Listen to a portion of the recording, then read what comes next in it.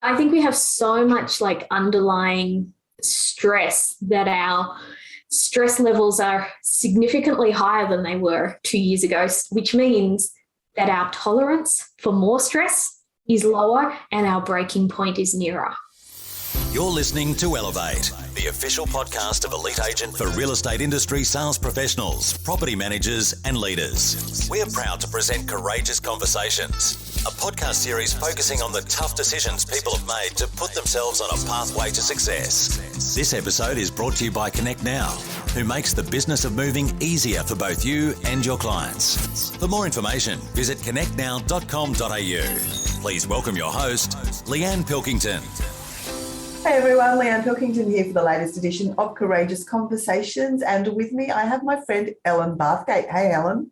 Hi Leanne, it's so good to be here. Yeah, it's great to have you. Now, obviously, a lot of people know you now with all of the work that you're doing on social media, so why don't you quickly tell us about what it is that you actually do? Yeah, sure. So I run a company called Rent Roll Starter, and I love working with the owner of the rent roll to help them to start and grow their rent rolls. And because I've started a rent roll from scratch myself, and I did it with a really limited budget, I really love teaching strategies that are either free or almost free when it comes to growing your rent roll. So that's why social media is one of my favorite things to work with, because it's free. Yeah, absolutely. Well, sort of free-ish.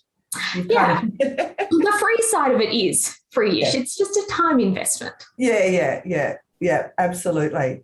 I reached out to you after reading a story that you shared about some issues you had when you were a property manager. And so maybe let's just start. Tell us the story. What were you doing? Where were you doing it? And what happened? Sure. So I was a property manager in Dubbo, which is regional New South Wales. Yep. And I'd been a property manager for quite a few years, probably 5 or 6 years. And I had a situation where we had evicted a tenant from their home using a sheriff. So we'd had to go through the tribunal process and we got a sheriff to remove them.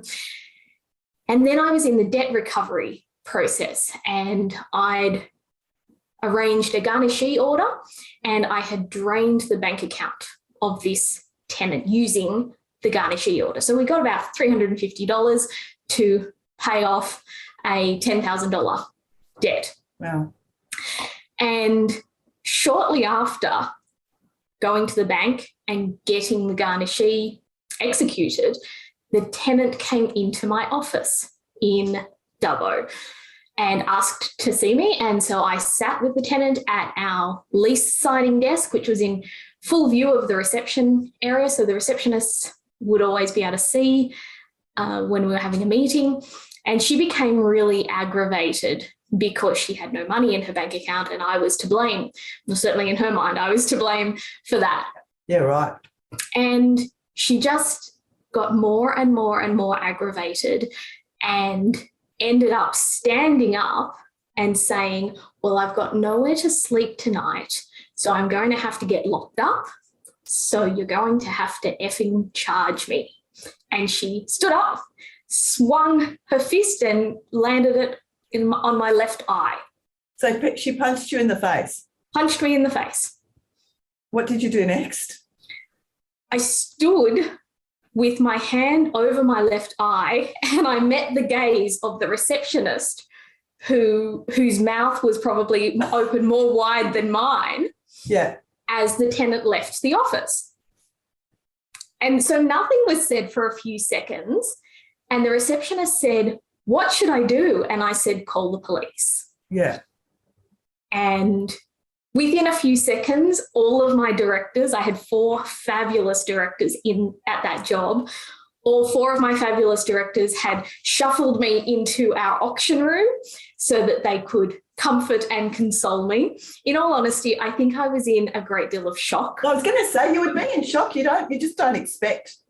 No. You never expect to be punched in the face, but particularly when you're doing your job, right? Yeah, that's right. And in lots of ways, that whole day became a bit of a blur. I don't remember feeling particularly anything in that moment, but we did call the police and the police interviewed me and I believe went and spoke with her afterwards as well, and also offered me the option of pressing charges if I wanted to. Did you? I did not. No. I didn't, because I was really scared that living in a small regional town that there might be consequences for me, but might also be consequences for my family. And I had younger brothers who were still in high school. Yeah. And I was really afraid that there might be really big repercussions. If it happened to me now, I would probably press charges now. Yes. But I wasn't brave. Yeah, but I completely understand why you wouldn't have done it at the time. So did that lead to you deciding not to be a property manager anymore in the future? No, actually that had nothing to do with it? Nothing to do with it. In fact, I didn't realise how much it had impacted me until I almost ran into this woman when I was at the courthouse for another tribunal hearing, and she was clearly at the courthouse for other reasons. Yeah, right. And I probably had my first almost panic attack at that time. And that was the first time I realised that it had impacted me. But no, it wasn't the thing that got me out of property management. So what got you out of property management? So interestingly, I took a small break from property management about 6 years into my career, and I bought a retail business. For me, it was less about leaving property management and more about this desperate desire to be my own boss. Yeah. And so I wasn't a beauty therapist when I bought a beauty salon, but I became a beauty therapist. And it was I was 23 years old, and my beauty therapist had told me she was looking at selling her salon, and I very casually said, "Oh, talk to me before you sell it." And she did. And so I bought it. Yeah. So my step out of property management was only for a couple of years, and it was really just so that I could be my own boss. Yeah. But about 3.5 years later, I started my own rent roll. I moved away from Dubbo and moved to the New South Wales Central Coast, and that's where I started my own rent roll because the pool of property management was too strong. I just wanted to come back. Career property manager. Absolutely. Yeah. And so what happened when you shared your story recently about what the tenant did? What happened after that? I was amazed at the response I received from our industry. Yeah. To be honest, when I thought about the incident myself, I assumed I was the only person who had experienced violence in my job. Yeah. When I shared my story recently and quite publicly, I had so many people reach out to me, you included, Leanne, to say that they had also experienced violence. I was amazed at how many people had experienced something like this. Yeah, it's interesting, isn't it? I certainly for me it was a long time ago. I haven't been a property manager for decades, so it was a very long time ago. But I still remember it, and I still remember the stories from other property managers in the business I was in of being, chased around the dining room table by, potential landlords. And we had an incident just recently at Lang & Simmons where one of our fabulous property managers had just got the most abusive pile on via social media. That we've got lots of community pages now. And a tenant complained, and it just was a pile on after pile on after pile on, to the point that we had to provide counselling for the PM because she was so devastated. So how do we help our property managers? How do we keep them safe, both physically and mentally? I think something that would have been really useful for me earlier in my career would have been some de-escalation training. Okay, yep. Because when I look back on that particular incident, I know that if I was dealing with it now, I would have known some strategies to calm her down a little bit. I'm not saying she wouldn't have punched me. She might have punched me anyway. But certainly in that moment, I didn't know how to de-escalate. Okay. And I think if I'd had some skills in that, it might have made a difference. Yep. And I also think that there's a lot of pressure on us as property managers to just grin and bear it. It's just part of the job, being verbally abused or abused on social media or threatened with violence or actually physically assaulted. It's almost considered to be part of the job at times. And I think it would be wise for us to ensure that the industry knows it shouldn't be part of the job. So do you think part of the problem is that a lot of some of our business owners obviously are very experienced property managers, so they completely understand it. But a lot of our business owners are really good salespeople. They've never been property managers. So do you think that's part of the problem? They don't realise how difficult it can be? I think that could be the case. And I suspect, I've not been a salesperson myself.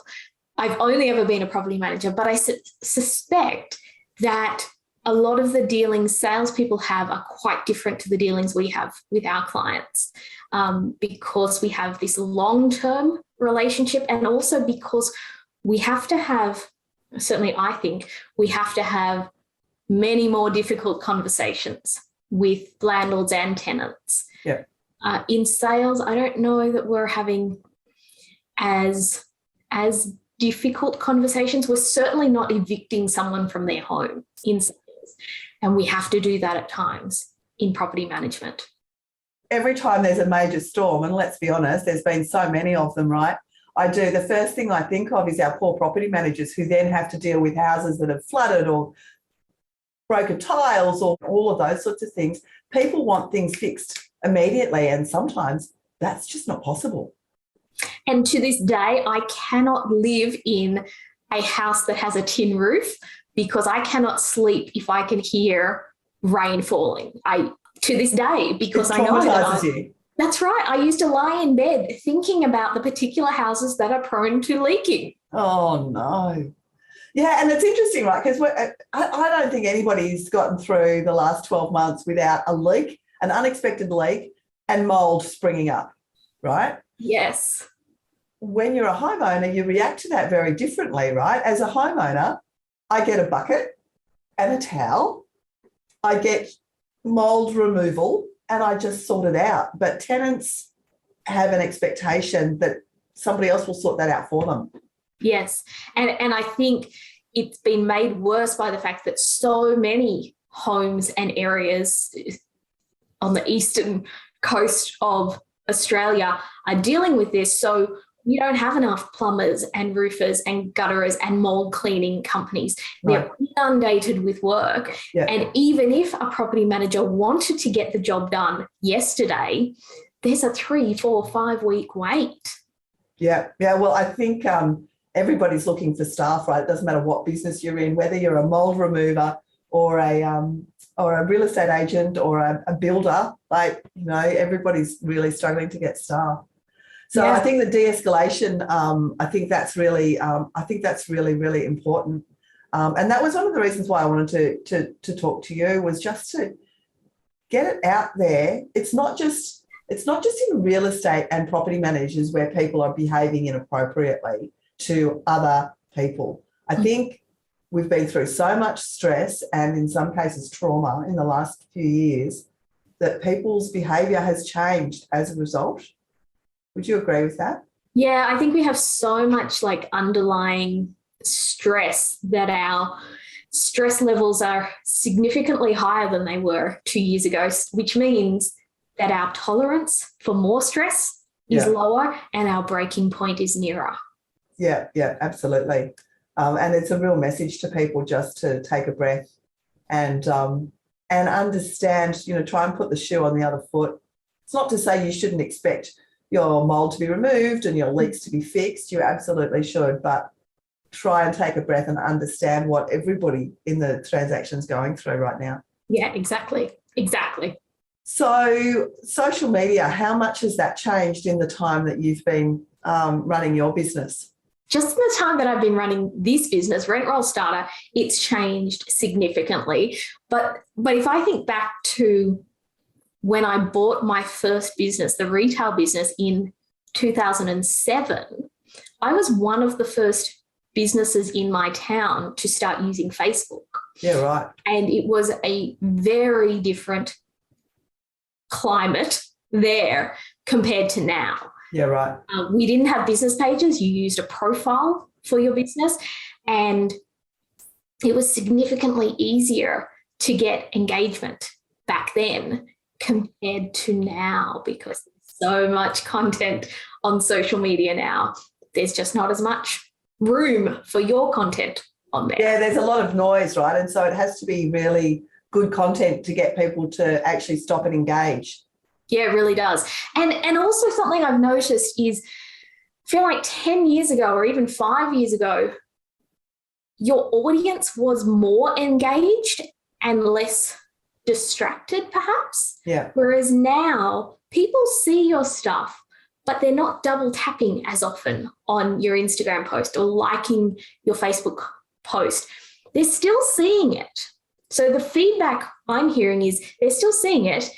They just don't have the energy or the bandwidth to hit double tap on your Instagram post.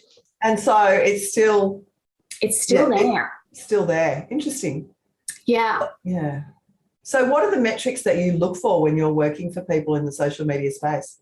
Yeah, so I really love making sure that we're looking at just your metrics, not comparing to somebody else, because we can only ever look at like where you've been versus where you are now, rather than comparing you to someone else, because your audience is always going to be different to my audience, for example. Yeah. So we're looking at things like reach of your posts, right, but also engagement of your posts, because I find that those things are the things that help us design future content, because it helps inform us on what does your audience actually like, and also what is the algorithm more inclined to share. So the reach gives a really good indication of, well, what is Facebook or Instagram or TikTok pushing out to your audience, and then the engagement stats, which they're not necessarily the same. You might have something with high engagement but lower reach. The engagement stats help us figure out, well, what are the types of posts that get people to actually lift their thumb and tap something on their phone, or heavens, to get them to type out something in a comment. So they're the two things that I like to look at when we're looking at your free social media strategy. And Reels and TikTok?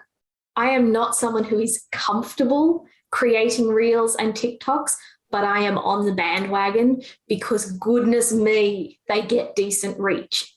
Yeah. It's remarkable. Sometimes 10 times the reach of a static post.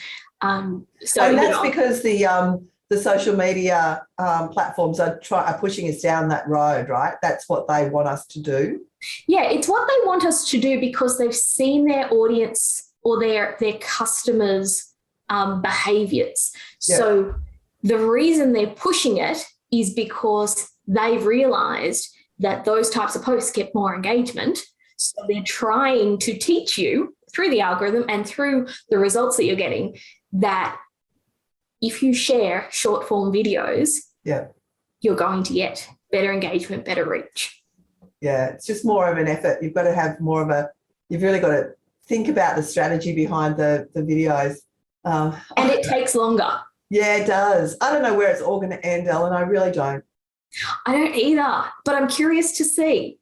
Yeah, absolutely. Absolutely. And I guess your business continues to evolve as the platforms evolve, right? Yeah, it does. I was talking to someone recently about how marketing has changed over the years. And I said, I actually think that marketing hasn't changed a lot. Just the platform we use it on has changed. So once upon a time, we did letterbox drops and flyers. And when I had a retail business, I did lots of flyer drops and they worked really well. Yeah. Nowadays, I actually follow a really similar formula to the content that I put in a flyer, but I put it in a Facebook post now. Yeah. So I think so many of the marketing ideas are really timeless. It's just we have to pivot to be on the platform that our audience is. That is very good advice. If people would like to find you, how do they do that? I would love for them to connect with me on social media. I'm at Rent Roll Starter on Facebook and Instagram, and they're my two favourite platforms to be on. But I'm also rentrollstarter.com.au if you like the good old website. The good old-fashioned website. Awesome. Thank you so much for taking the time and to help shed light on a real issue in our industry. Thank you so much for having me, Leanne. We hope you enjoyed this episode of Courageous Conversations, with thanks to connectnow.com.au. Don't forget to get access to all of Elite Agency's premium resources, including a detailed episode guide for this podcast. Visit joineliteagent.com.